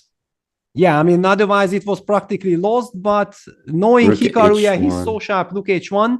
Maybe h4 anyway? Yeah, and then rook g8. This is a key move. Yeah. Yeah, h4 and then rook g8 hitting the bishop, and now Jan takes on d6, but this should be technically lost. Yeah, it is an exchange after all. Don't even have a pawn for it. I don't see any issue with taking on h5, rook h6 maybe. Okay, rook h6 then. Rook h6. Yeah, so he starts with rook g8. Preparing knight takes h5, setting up a trick of rook h6, rook takes g4, using the pin. Yeah. Wow, I mean, Hikaru very close of sealing the title. Hikaru, excellent technique in this kind of position. Let's see if he can finish it off. It's a normal position. He's just up an exchange. But that's what we also said before for Jan, yeah, that it looked like a normal position, and what happened, but... That's the beauty of Armageddon. It's not about the Fischer random anymore. It's about the fact that it's an Armageddon. You got the pressure, you got the time ticking, and rook d2 played knight h5, bishop f5, and it's very quick moves here by both players. Rook c1, yeah, protecting just in time to protect the c2 pawn, rook h2, so we might be expecting a move like knight f4. Knight g7, wow, what a strange move. Yeah, even if it's a good move, it's a strange move to play. But yeah, bishop e4, then he will follow up with knight e8, and he's trying to get the knight to d6 or f6. Okay. Yeah, I'm not so sure what it's doing there. yeah? Yeah, Hikaru just solves everything tactically. But I still don't understand what the knight's doing on d6. I can always put my king on a6. Yeah, he wants to harass this bishop. That's his idea. I think that's the idea, right? To force it off from this lovely diagonal.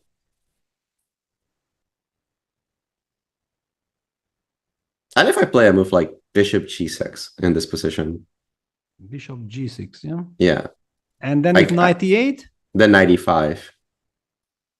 And pretend that I can holding on to my position like this. Probably it's the best. I think it's the best what you have.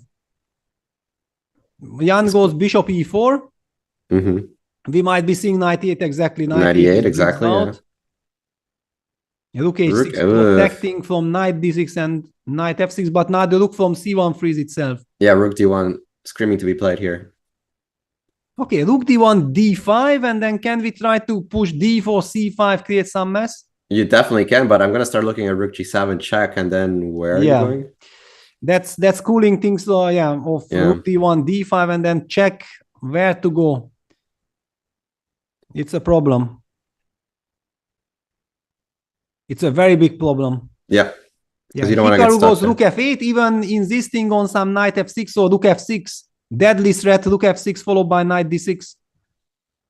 Yeah, and it seems like Jan felt himself forced to play d5 anyway. And this must be an even better version for Hikaru. On the verge, Hikaru, of winning the world championship here in Reykjavik. Absolutely, yeah. Rook f6 played now. He's threatening knight d6 as well. It forces one pair of pieces off the board. It doesn't matter which one, at least one pair of pieces off the board. That's huge progress. And there you go. Check. And where do you run? Okay, probably you have to run to a king c7, but okay, then the king will be even in mating net.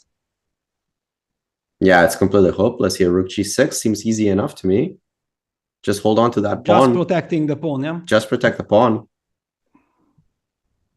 Yeah, at some point. And if e3, then you go rook e6, and then you are pinning the rook. Or you, I think or you can go rook g7, king d3, right? Yeah, that's another, but I mean, this one is good enough. Yeah, that's horrible. Yeah, that's cruel. Yeah. So, okay, black goes rook h2. He tries to keep some life in the position, probably hoping for some c5, knight d4 also eventually. Yeah, but I like your rook e6 idea here again with rook g2, rook takes e4, rook takes g3, rook e3. You can even here go rook e6. Yeah, and he does. Yeah. Yeah. And the problem is that rook e2 is met by rook h1 activating the rook. And then getting access to black's king.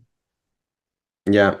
It's funny because rook h1 kind of blunders a pawn, but you never want to take on c2. Yeah, I mean, I invite you to, yeah, I'm very happy to do so, yeah. Yeah, and something like king d7 already, rook g6 is actually mate. Yeah, it's you're not gonna run away. Otherwise, you have to play some b5, king b6, but rook comes to the 6th rank and we'll start harassing everything. Yeah, this is over. Also, with the hand move, how Hikaru played rook h1 signal that he thinks that that's it. That's it, yeah. He feels it. He feels the world championship in his hand. Yeah, b5. You had to create luft for the king. And Hikaru very comfortably with 5 minutes, 30 seconds. He even plays the move a3. What a boss move, a3. He could have done really anything else. He just wants to... I don't even know what the move does, to be honest. But he doesn't rush. And that's what I love about it. He doesn't rush. He makes his king safe. He takes the time. And he knows his position is winning. He doesn't have to rush it. He's trying to slowly build the mating net. b4 is coming. And he knows that's going to spell b4 doom. And then rook b7. So Jan is running out with his king. But where do you run? Yeah. Yeah. You can run, but you can't hide. Yeah, this is the situation. Yeah. All right, let's see where the finish is here. I mean, okay, there are so many finishes, I believe. There are so many, but let's try to find something clean. Okay. Rook e5, king d6, rook g5 maybe. But I feel like I'm just going ring around the rosy here. I'm not actually mating you. Yeah, one should not get carried away that suddenly actually black has a threat with rook e2. Yeah. So yes, because it would be also very tempting to try to play something like rook d7, lock the king, but yeah, it's on the board. rook d7, and the knight had to move because rook h5 was a deadly threat. Yeah, rook h5, attacking the knight. So Mhm. knight f3, but now b4 check. Yeah, and on king c6, I just think rook d6 or rook h5. And king c4, rook h. Rook h5, that's rook it. h5, that's it. That's it. On the board. Rook c5 checkmate is a set, and Jan resigns. Hikaru Wow. Nakamura wins the title, becomes Fischer Random World Champion. Amazing performance by Hikaru, and I have to say, out of all the players, what a performance by Hikaru. He seemed solid, he seemed good, he seemed knowledgeable, and he was playing the openings just much better than Jan in many positions, I felt. Yeah, on the other hand, then also Jan was putting up some incredible resistance also in this Armageddon after the terrible start to the game. Yeah, he managed to turn the tables. He had everything in his own hands. He had 10 minutes on his clock. I mean, if we just go back to this position, what happened after d4, knight g4, takes queen takes and if we f5. go back, because we were told by Sotiris that instead of queen takes f5, queen h6 is super strong. Let's see if we can try to understand it. Yeah, queen h6, I mentioned this move. I wasn't exactly sure why it's winning, but it looked also tempting. Takes, and then you just probably play rook g8 and hit the knight. Yeah, queen h5, rook g5, right? That's it. And then we would be talking about Jan Nepomniachtchi becoming world champion. Yeah, that's how little detail decides the title. And if bishop d2 instead of king b2, out of curiosity? Instead of king b2. Yeah. Yeah, bishop d2 is still a defense. Wow. I mean, what is happening? Yeah, why is this so winning? Yeah, no, I don't even see what happened here. So queen h6, queen takes g4. Could it be that black starts with rook g8? With rook g8. Oh my god. Oh my god. Oh. That's a stunner. But this is so difficult to spot, yeah, with all the tension and everything. Impossible. I mean, with Armageddon mounting, you immediately see queen h6, queen takes e3, bishop d2. You say that's not so clear. Exactly. I mean, okay, we are pawn down for nothing basically. But yeah, the brutal rook g8 collects not one but two knights. Oh yeah, wow. Yeah, but okay. Anyway, one can't fault Jan's decision. Knight g4, queen takes f5. Taking on f5. Because even this felt so safe, right? Yeah, felt so safe. By the way, we are seeing Hikaru Nakamura's interview there with big relief and a big smile. Yeah. Big congratulations to Hikaru. I think that he was the overall absolutely deserved winner. He played phenomenal chess throughout the event. I have to echo your sentiment there, Peter. Such a phenomenal level of chess that he exhibited. Came very well prepared, I feel. And the most stable of the players, where I saw a lot of the players have a few good games, like 3 in a row brilliant games. I felt that Hikaru was the most stable, good player from all of them throughout the entirety of the tournament. Exactly. I think Jan was giving an interview yesterday after he won against Magnus and said that, yeah, he was it's the first day that he wasn't really ashamed of his play. Of course, it's typical exaggeration by Jan. He was also having some wonderful moments, some weak moments as well. He put up some heroic efforts in the whole tournament. He was fighting like crazy. He bounced back yesterday against Magnus. He bounced back today against Hikaru. And it went down to the wire. And okay, somehow Hikaru kept the better nerves. I think that's what decided finally this Armageddon. Yeah, and Hikaru has become accustomed to finishing off this fast time controls, and he does it again in excellent fashion, taking what we thought was a pretty unpleasant position and converting it into dangerous for your opponent very, very quickly. And I think it caught Jan by surprise how quickly his position turned sour. Exactly. I mean, okay, there was this moment when we saw like the biggest problem for Hikaru is that he simply won't be able to create chances. Yeah, at this moment, the knight takes h2 comes with a tempo, hitting the rook. The knight on f5 is unstable, so rook e1 was played by was met by rook f8. Knight e3 back, and it looks like, okay, black is just very active. The f3 square, it's kind of strange that Jan never really used this f3 square for his knight. I think he thought it was always going to be available. And the thing about these kind of squares is that a couple of moves later, they might not be true. Especially after you play knight g5, you think f3 is so cemented in black's control, and suddenly it wasn't. Yeah, suddenly some strange confusion that the knight starts to jump. This d5, d6 move created some confusion. I wonder if black would have simply put his pawn on d6, get the knight back to f3 and just sit tight. How could white have ever created any chances? Because the knight on g5 protects the e6 square. The pawn on h7 is beautifully protected.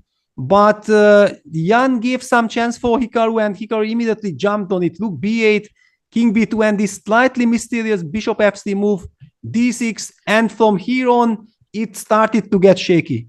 Man, bishop f3 was really mysterious now that I look at it.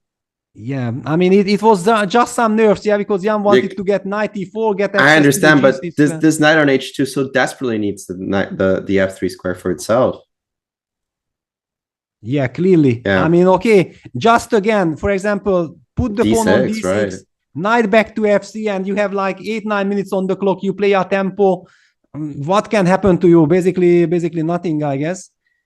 But no, kudos to solid. Hikaru that he spotted immediately this chance of going d6, and after c6, knight c4, suddenly we saw that the evolution bar still gave that there is no reason for black to panic, but we were getting worried for black. Yeah. Yeah, you start seeing the threat, you start seeing the ideas, and that's all you need. That momentum to start playing good moves, to start putting pressure on your opponent and see where they're going to crack. And Jan cracked pretty hard and pretty fast. Yeah, actually, I think this was the critical moment that after 94, 95, we were already screaming that this is very messy. And after knight takes c3, white got a clear advantage. Yes, so Jan clearly panicked. But what should have here been the move? I still think that he was on time to play something like king c8, just defend the pawn. And I'm not even sure what white's next move is. Just protect, yeah, like this. Just defend it, yeah. You don't have rook f1. Rook e3, I don't know how much that helps you. Rook h1, you don't have either.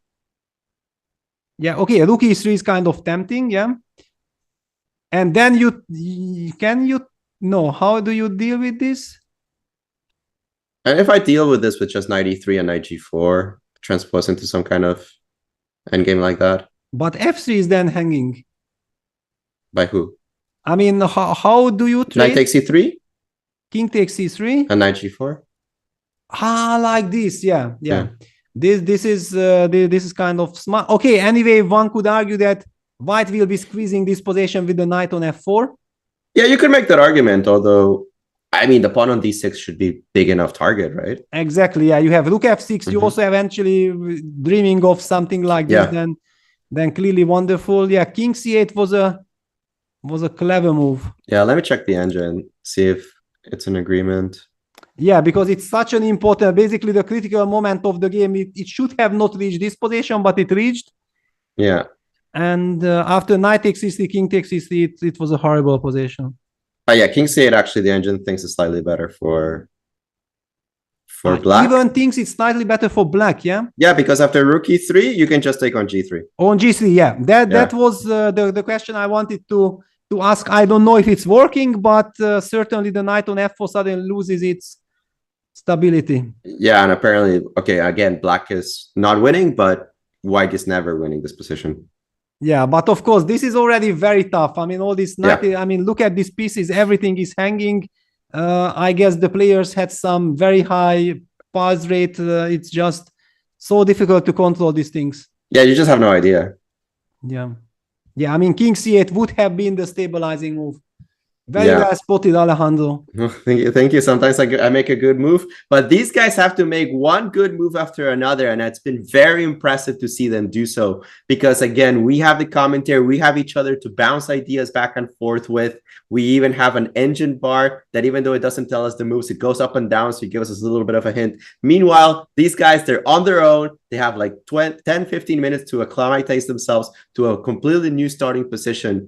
And this one is already the last of a long series of games, not only from today, but from the group stage, the semifinals. And the fact that they keep up their pace, they keep up their good moves is amazing and incredible. And it's so difficult to do. Kudos to Hikaru winning this championship, but we saw some incredible Fischer random chess all throughout, in my opinion. Very impressed. with Hikaru. Very impressed with Nodirbek's group stage, and just fascinating timelines all around. Absolutely. I mean, okay, this was a fantastic event. I'm really kind of course, congratulating Hikaru. At the same time, I feel it's pity that it has ended already. Yes, absolutely. because I mean, all the action what we have witnessed was so stunning, and all these ideas, all this creativity, Hikaru winning it, absolutely deserved. Jan putting up some amazing performance, bouncing back yesterday, bouncing back today. Also in the group stage, he needed to bounce back. I mean, incredible how much life he had, how much fight he put into, but finally Hikaru prevailed. And as we said, overall performance, if you look at all the games, I think it's absolutely justified. Yeah, it's not just that he won the tournament. I think we both have the feeling that he was overall the best player in this event, a deserved champion, at least in my books. And Hikaru just showing over and over again that when you introduce elements of fast play and elements of creativity into chess, he shines. He absolutely shines at them. Absolutely. I mean, I feel like Magnus is probably very disappointed of not getting a chance to fight for the title. Yeah, that's clear. Yesterday, he had everything in his own hands. Yes. Because he started with an incredible performance, winning the first game with Black in a fantastic fashion.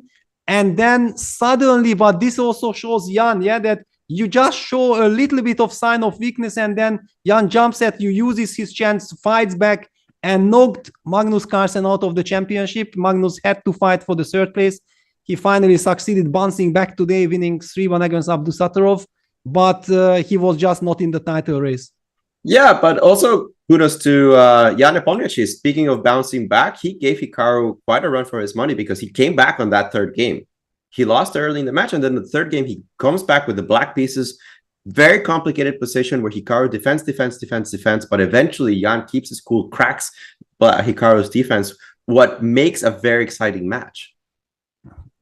Absolutely. I mean, there was this moment in the fourth game. Yeah, we could feel the incredible tension between the players. Yeah, that they just both understood they are so close, but at the same time, so far from clinching that title. And there was so much nerves at stake. Finally, the draw came quite early to just prolong the battle and to postpone the decision.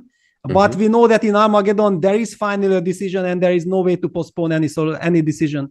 Yeah, it's cruel, but it's the way it has to be. We need to have a champion. And this year, congratulations, Hikaru Nakamura. Yeah, winning also the 150,000 jackpot, some incredible prize fund there in Iceland. Really big thank you for Iceland for organizing this championship. Also to do everything for Bobby Fischer. I mean, I feel like Iceland is Fischer land.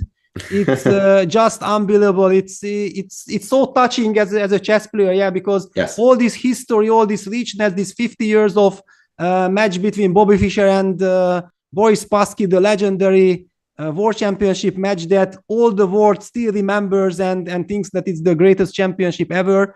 So seeing this Fischer Random World Championship taking place in Iceland, and I really hope that Fischer Random Chess is getting bigger and bigger with each year, because we just see that it's a fantastic spectacle. Yeah, I can't wait for Iceland to continue its chess. They've been great supporters of chess for a long time. The Reykjavik Open has been a great exhibit to chess for the locals, and now they're stepping up their game now with the Fischer Random World Championship. I know they previously held the European Fischer Random Championship, so they're definitely making steps to make this particular version of our game more and more popular, and I can't wait for efforts that make 960 more popular to succeed. Yeah, I actually also feel and see the potential in the future, if it keeps on growing, to have eventually a Rapid Fischer Random Championship and the Classical Fischer Random, but it's still only at the early stages. It's developing. It's already very nice to see that we have this, and the time control with this 25 minutes plus the 5 minutes extra time. It was already, I think, a very interesting format. Yeah, giving the players some time to adjust. But I have the feeling that, I think Magnus also spoke about it in Norwegian TV, that basically it's kind of logical, since the players have to start from the right from the first move, to give a little bit more time. But if we can even have Rapid and Classical Fischer, that would be just fantastic. I think it would be really cool to see a classical Fischer random, because most of the events that we have, if not all of them, are actually rapid. And I understand that rapid adds to the excitement, it adds to the layers, but I think there will be at least a small amount of community that says, you know what, let's take our time, let's play Fischer random the proper way and see how the games that come out of that look like. Yeah, at the same time, this tournament was already an incredible advertisement that the way it is, this format was already so fantastic, produced some stunning chess, incredible dramas. I mean, basically there wasn't a day when we have witnessed something that we have never seen before in chess. And I feel that this is striking because, okay, it looks like, I mean, chess already exhausted all the options, yeah, in classical chess with all the engines and all the theory and everything, and here suddenly all the freshness. I mean, it was super exciting and really a privilege to be able to do this coverage. It was wonderful. And the privilege was all mine that I was able to jump in this ship on the last 2 days. Loved every second of it. Thank you, Peter. Always a pleasure to do commentary with you. It's incredible how sharp you are. If anybody is wondering how difficult it is to do commentary with you, it is exciting and it is fun, but it is always awe-inspiring how quickly you see things and how accurately you evaluate. Well, I also have to thank you and also Niels for joining me in this incredible adventure, because when I heard that there is this Fischer Random Championship, I felt like no matter how I'm feeling, I have to comment. I wanted to feel it myself. Yeah, how does it look like? And it was such a delight. I feel that I'm getting a lot of energy back from this championship, covering it, the players putting up these incredible efforts. You guys helping me out, because alone it would be just impossible to comment it, and both Niels and you both love these games so much and you help me so much. I think the coverage like this together, all of us, was really fantastic. I really enjoyed it. Well, thank you so much for having me. Love being here, and I honestly can't wait until we have more of these tournaments. I know that we don't have anything in the schedule for a while, but I'm already looking forward to the next year. For sure. I mean, I think judging by the success and all the excitement that we are seeing, also the viewership was fantastic. Yeah. I believe in Norway it was also a very big success. And okay, this Fischer Random tradition has to continue. It's basically just developing, but it has a tremendous potential. And basically now seeing all these games and also how the players are approaching it, I mean, it's clear that it has wonderful future. So also special thank you for Chess24 for making this coverage possible, to have the idea of covering it. And thank you everyone for watching our show. It was a real pleasure. I hope that everyone enjoyed as much as we have enjoyed with Alejandro and before with Niels. And we really can't wait to see more of these Fischer Random events coming. Absolutely. Good night, everybody. Enjoy the rest of your weekend, and congratulations yet again, Hikaru Nakamura, the Fischer Random World Champion of 2022. Yeah, congratulations, Hikaru. Thank you, everyone. See you. Good night. Bye-bye.